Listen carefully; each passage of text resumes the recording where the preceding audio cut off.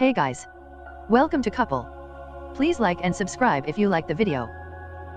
Every Roman Catholic diocese and archdiocese must be held publicly accountable for their complicity in the sexual abuse of generations of children.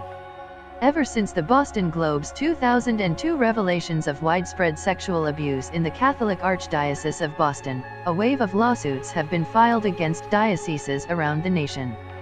The goal of these cases was to get justice for the physical and emotional suffering endured by victims of abuse and to reform the child protection practices of the Church.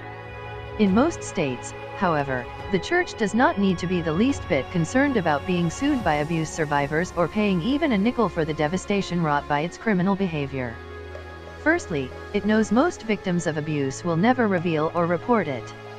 But more importantly, even if they do come forward, in all but a handful of states the justice system unfortunately operates to protect the Church from being sued in the first place.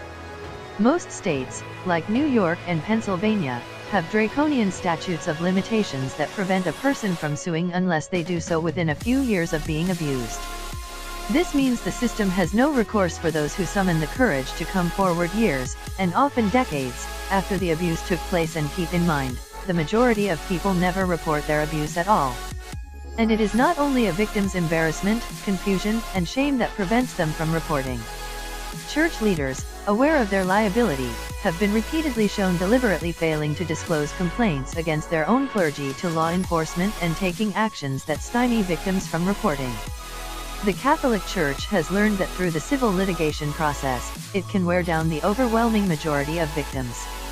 Most survivors of clergy abuse understandably do not have the strength for the years-long protracted legal battle that it takes to ferret out the truth and take the case to a jury.